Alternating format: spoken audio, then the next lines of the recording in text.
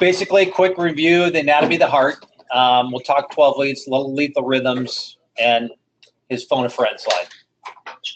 So we're going to review this quickly on there. The other thing we're going to do, and I heard from Laban that he put up Dr. E's, a couple of stuff out to you guys, but basically Spokane City Fire's Vimeo. There is a ECG 12 lead from Dr. Edminister. I'm going to recommend you guys all watch that. Probably the first segment, maybe first two, really talks about 3 leads. First 3 segments is 3 leads. I thought it starts getting into 12 leads after the second one. But anyways, take a look at that. But as you're watching 12 leads, I recommend that before the 12 lead lecture, which starts on the 16th, so next week, before the 16th, I would recommend watching that whole series. It was an all-day course that we did over at the training center down in the auditorium. But I would recommend watching that series. It'll make 12 leads that much better for you. All right.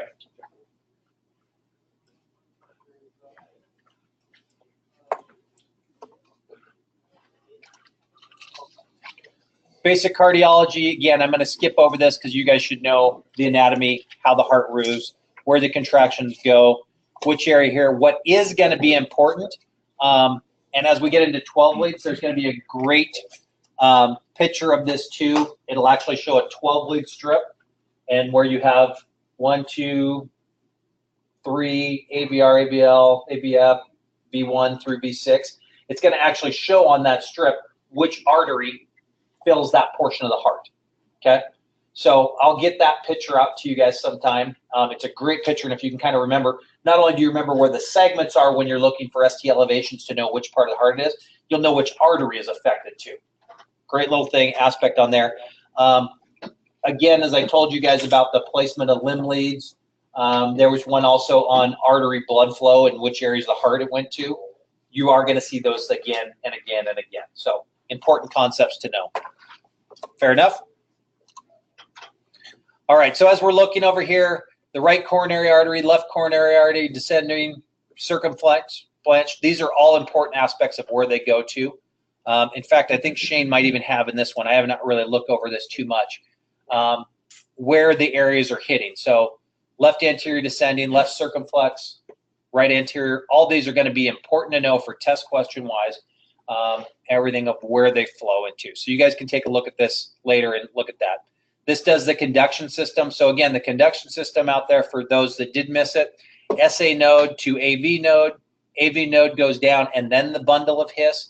The bundle of His breaks up into the right and left bundle block branches, and then those go up around and become the Purkinje fibers. And that just talks about the mechanical portion of it. This basically gives you an idea of where you're going on there when we're seeing a 3 lead of what we're looking at. So when we start to see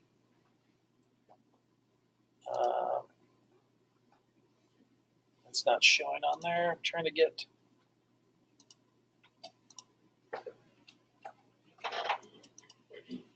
no. I was trying to get something on here, but I'll go try this. Okay. So when we're looking at atrial depolarization on here, as we're starting, you can see where the SA node fires. And so we start to get that fire and that conduct, and that's about right in this area, right? And then we're going to go through the internodal pathway. That's going to come through. You can see about where the AV node is going to come in place, and this kind of walks its way through as everything's getting set to fire. When we get down to the Purkinje fibers, down here, that's what's going to start our ventricular depolarization. Right there. And then we're going to repolarize. Here's our anatomy. So this should have been what everyone pretty much drew on the test when we come down through. You can add in PR interval, PR segment, QT interval, QT segment, ST segment, all those different type of things can be in there. Pretty basic as far as that goes. Our intrinsic rate numbers, 60 to 80/100 was acceptable. Some people put 60 to 100. Some people put 60 to 80. 60, 80 to 100, 60, 100 is basically our area. 40 to 60 and 20 to 40.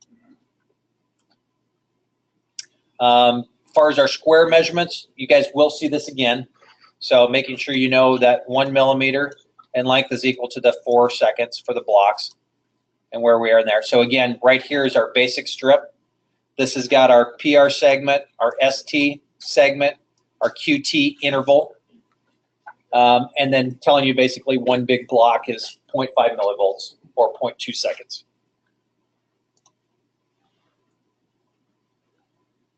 Our different way of counting, remember, we've got a 6-second strip you can count on, your 300 method counting down, or this little boxes with 1500. Our normal PR interval is 0.12 to 0.2. And remember, our QRS is equal to or less than 0.12 is normal. Equal to or less than.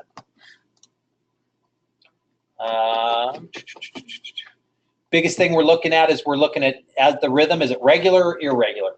What I want you guys to go through, and I was going through a couple with Will and some other of you, look at the pattern. Is the overall rhythm regular or irregular? Because a lot of times you get a rhythm with a PAC or a PJC, it throws it off, but the underlying rhythm is regular, but it's a normal sinus rhythm with a PAC. Normal sinus rhythm with a PVC. Normal sinus rhythm with by Gemini PVCs, which means there's a PVC every other. So just real quick, so the regular then goes for the underlying. For the underlying rhythm.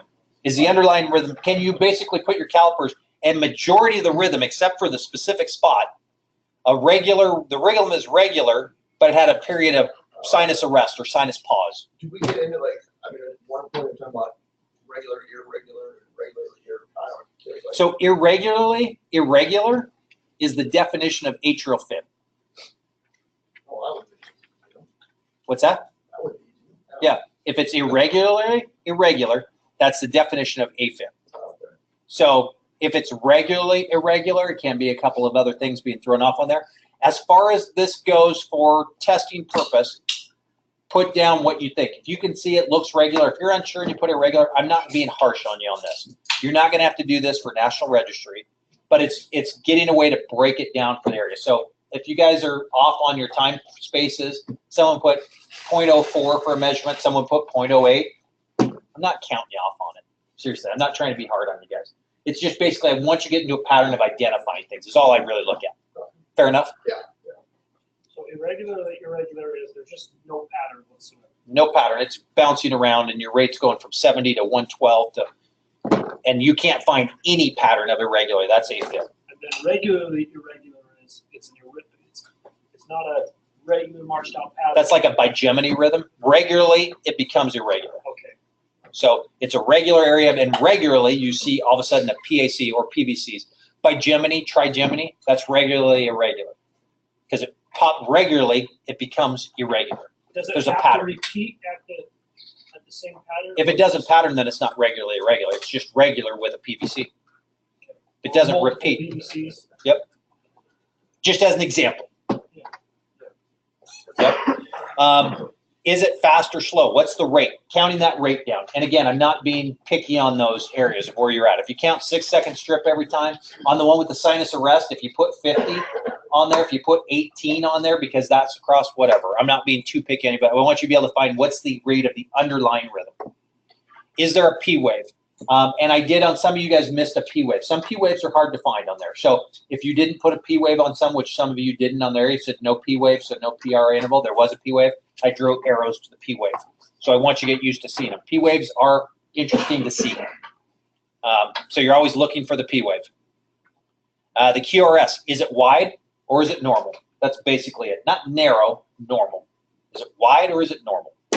And normal is equal to or less than 0.12. And is there ST, elevation, or depression? I'm not so much worried about that because I can see a 3-lead. We call them 4 leads, 3-lead, 4-lead, whatever you want to call it. I can see those without ST elevation or depression, but I'll see it on the 12-lead. So specifically, that's more important with the 12-lead. Here's our normal sinus rhythm, what we're expecting to see. Here's basically talking about heart blocks. So normal sinus rhythm, we got our ambulance, right? Standard type 2, type 3. First degree heart block. Basically, that cab is always that far away from the compartment. Always like that. Second degree heart block. Basically, you're going to see multiple beats within QRS complexes. So usually you're going to see one that gets, I don't know how much, Dr. Raby, I didn't get to go over my example of things. Yesterday you started on the easy way to remember first degree. We started on second. Yep. Could you finish So that? that's why I was going to see if I don't know what he did, but so second degree, there's two ways. Type 1 is basically what's called going, going, gone. So what you're going to see is you're going to see this P wave, and then the QRS complex, T, and now the P is going to be here, and the QRS is going to go. Now the P, and I'm not doing T waves, is going to be here, and now it's going to go, and then now it's going to just go up, and now there'll be no P wave. It'll just be just a QRS complex, no P. Type what? That's type 1. That's a winky bot. Going, going, gone.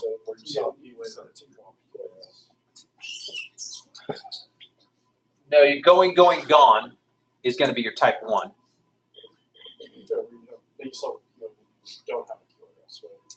Right. Yeah. Did I explain it wrong? Did I say it wrong? Well, sometimes your P-wave will happen during that last QRS. Sometimes it's hidden in there. Yeah. But you're going to see this, your PR interval is going to lengthen, lengthen, lengthen, and then drop. So going, going, gone. And then when you see your, but you'll pretty much always have one P wave per QRS. After it goes, like, it's in the QRS, it comes back Yep. up, right? Yep, and it'll come back and it'll start back like this again. So you'll see it pop back up. But usually basically, and again, no such things as always and never, right? So usually this is the case, and we'll see only one P wave per QRS with a type 1. Type 2, you can see multiple P waves with a QRS. You're starting to get that dissociation between your P waves and your QRS. So you may see multiple P waves. That's what this second degree here is talking about. So consider this a P wave and this a P wave. So you'll see multiple P waves can pop up in a type 2 heart block, and you're starting to get the dissociation between the atrial and the ventral contractions. And then in a third degree block, what you're going to find is if you took your caliper across your R to R segment, that is going to march out completely. So these R to Rs are all going to be exactly the same length. In a third degree block, your P wave interval is also going to march out exactly. But they're going to be completely independent of each other. So the type 2 second degree block and the type 3 are very close as far as going together. Usually what you'll look for is if you see two P waves between QRS complexes, you want to be measuring that out and check out what's my P to P interval and what's my R to R interval. And if your R to R and your P to P are equal, and they're just, that's a third degree block, complete dissociation. So your ambulance is falling apart.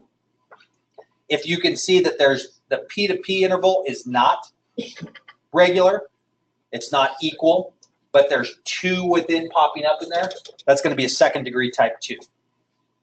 So in the third degree, your P waves will still be kind of Your P they're going to be completely dissociated. They're just going to be randomly going.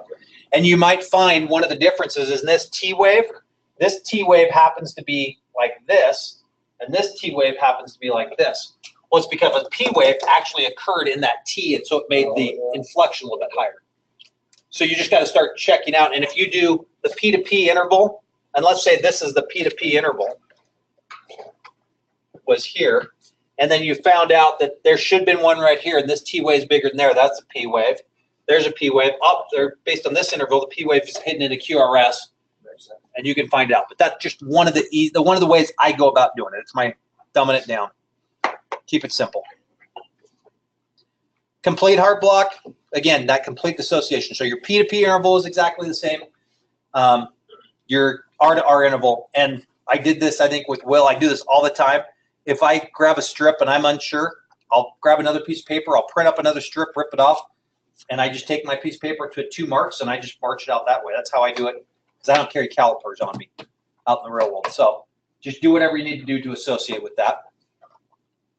SVT, again, that's going to be rhythms above 180. So you see a fast rhythm, it's usually going to be above 180. We're going to see it most cases, it's going to be over 200. When thing I noticed with the rhythms that were doing, so like junctional only went up to like 190, and then the SVT goes up to like 150, 250. So some of the junctional rhythms I started talking they're like 250. It could be a junctional rhythm. Is that correct? I don't know that it would be a junctional rhythm at 215. Yeah, you can't tell. You have to, yeah. Otherwise, you're just assuming it's Yeah. And if it's a narrow rhythm and it's faster than that, so. And I don't know why this picture did not come out the way of what these other two are here. I think one, The one with rice, when you bought, when we were walking in, which one? I got the bottom right one. Oh, and I think that's talking about the, sometimes we occasionally miss a call. I think that's the one where it gets lengthened, and occasionally it just misses a beat, drops a beat. And I don't remember what that one is here. Yeah, upside down is V-fib? yeah, the Okay. other one's way daughter. Okay. So just another area to go. This basically, this was Dr. Dirks's slide, and it was basically how we see an EKG and how a medical student sees an EKG. So basically, when we're looking this, the idea behind this form right here is it's supposed to look like a classic tombstone, where they talk about it. This is how we're looking at it right now. Spiky part, other spiky part, bumpy part, flat part.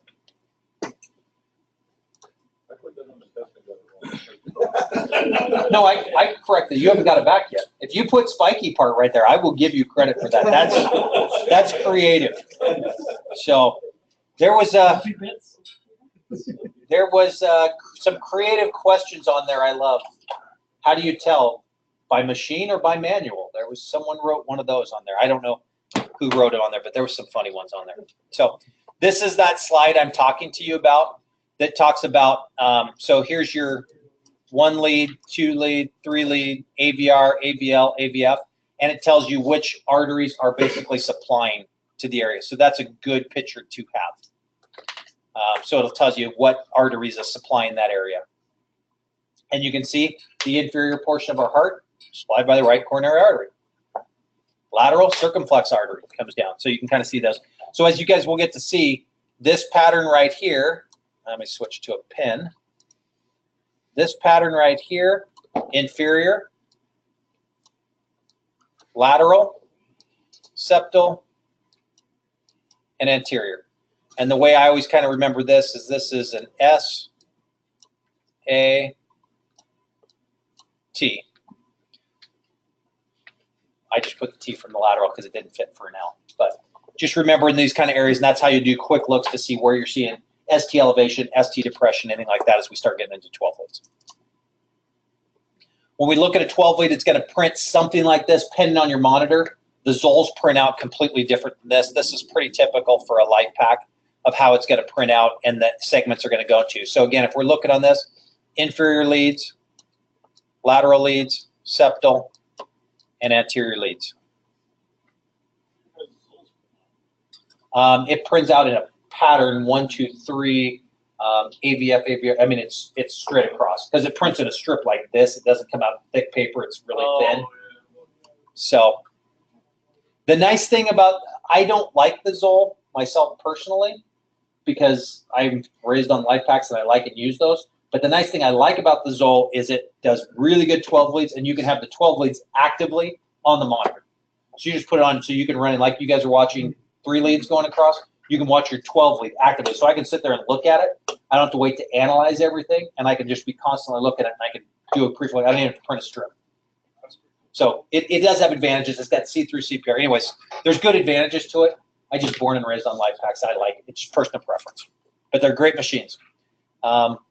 Life Flight uses them. AMR MedStar, not AMR, MedStar used them. They love them. So all personal preference. As far as putting 12 leads, you guys should all know how to put on 12 leads. It's a basic EMT skill. We'll talk about later doing right-sided or posterior placements on there. But standard placement, 4th intercostal space, 5th intercostal space, all right on the same pattern. Again, the area that I always have talks about is placement of V3. So my thought process on V3, so if this is V2 here and this is V4 here, is I usually put it in between in a circular pattern. So my V3 is usually about right there. Because especially on women or guys with bigger chests or things like that, it's hard to place it on the side. So I'll normally kind of go wherever the curve mark is, and I'll pop it right in the spot. Just how I do it. That's how I've always been top trained. Some people say, nope, it's there to there, put it right there. Wherever, just trying to get there. Obviously, you throw positions off too much, and it will vary. And your 6th lead, because it's 5th intercostal space, remember that comes up. So your 6th lead is slightly above your 4 lead, but it's in that same plane kind of up there. So.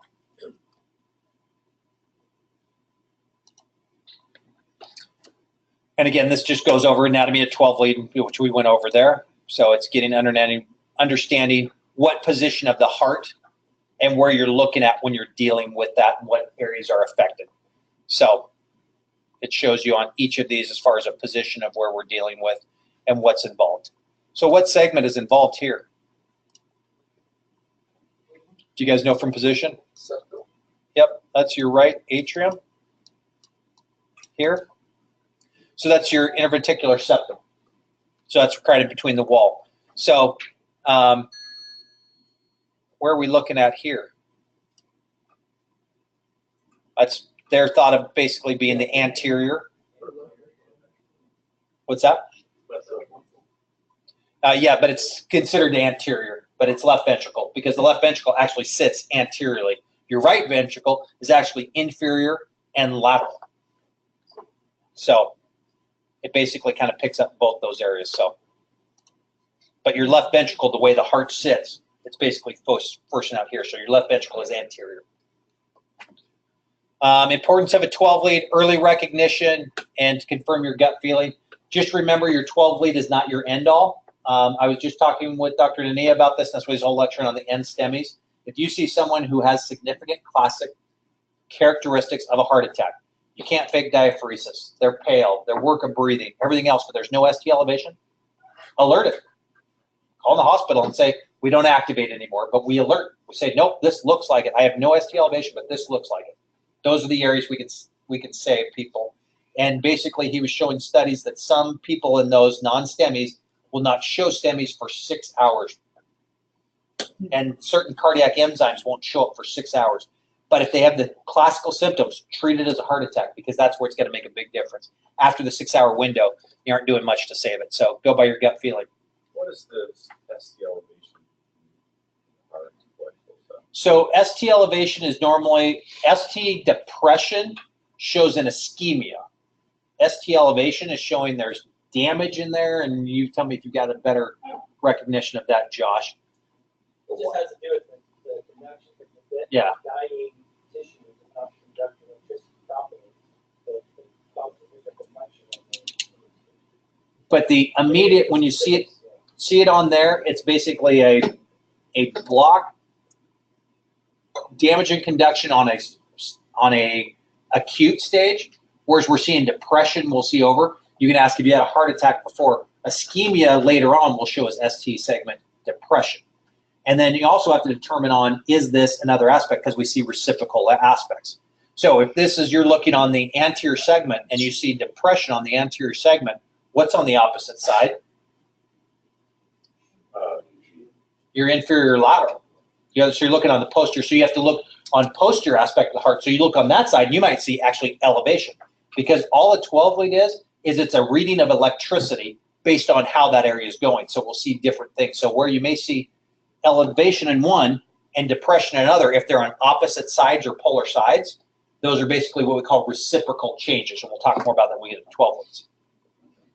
So that 6 hour window where they're not showing any ST elevation or cardiac enzymes, how are they going to detect that, or are they just going to see?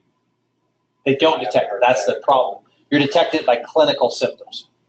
Do they keep that patient at the hospital though, or after? If you treat them like they're having a heart attack, if they have symptoms, they'll treat them. But that's the aspect is they're not. And so those people are going on, nothing's being done, they're being discharged, and then they're dying at home or other problems.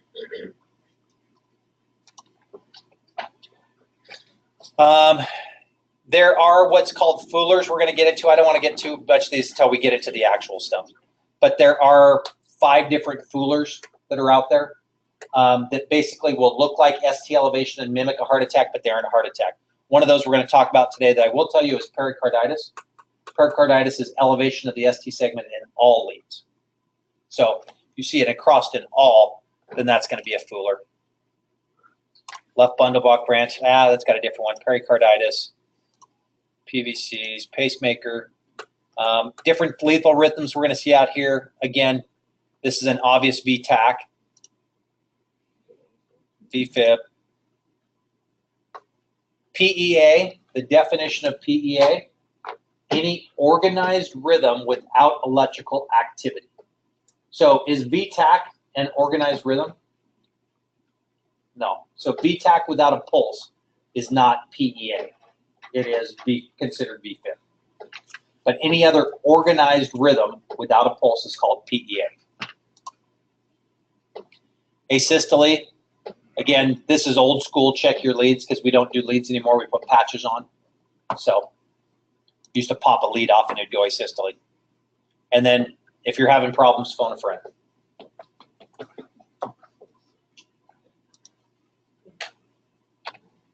All right. That was fast, but it should hopefully have been a review. Questions? Hearing none, let's go ahead.